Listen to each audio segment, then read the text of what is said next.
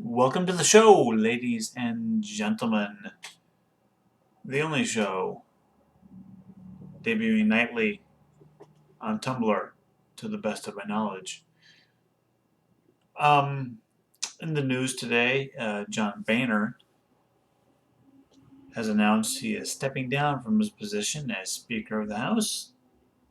When pressed as to the reasons, he said, Mr. Wonka is getting up in years, and somebody needs to watch after the chocolate factory.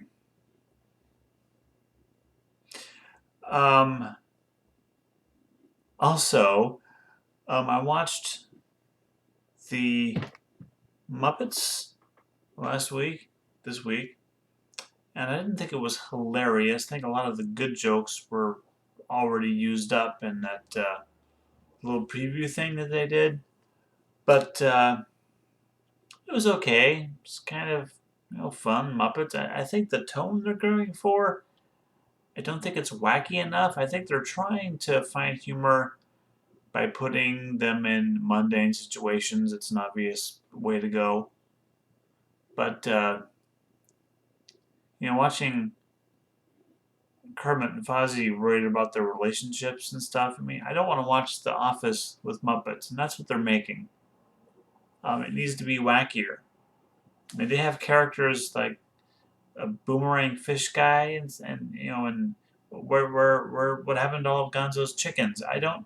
All the it seems like they took all of the wackiness and weirdness out of the equation, which is something that I always liked about the Muppets and what everybody likes about the Muppets. They're wild and wacky and crazy. But here are three things you probably didn't know about the Muppets. Oops, I'm not going to the right place. All right. The first thing you probably did not know about the Muppets is that Miss Piggy was originally Mr. Piggy, but her gender was changed at the last second to avoid another Bert and Ernie controversy.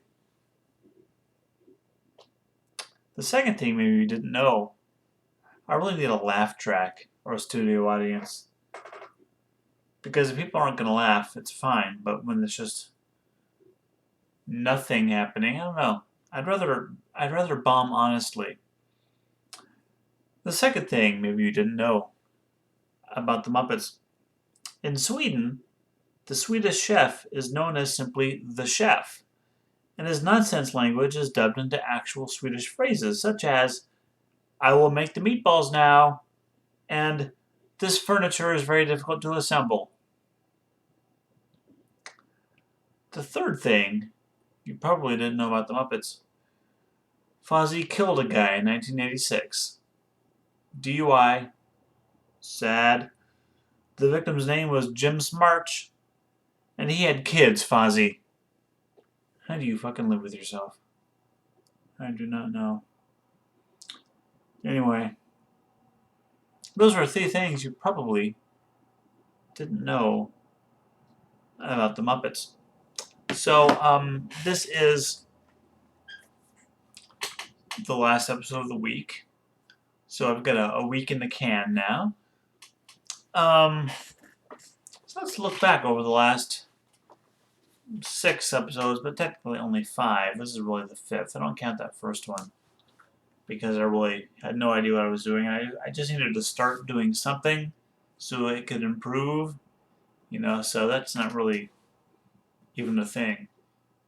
I think I have improved in terms of technical ability and also being relaxed on camera. It's not perfect by any means. I can fix so much of this. Editing is something I've noticed the pros tend to edit out all the lags and they edit in extra things and stuff, and that's kind of something I want to get around to. But I'm basically lazy, so I'm fighting against the fact that I'm lazy. But still, I'm pretty content with where we are right now, and so that's a good thing. I don't think I have any replies there. This may be a short episode. Let's see what we got.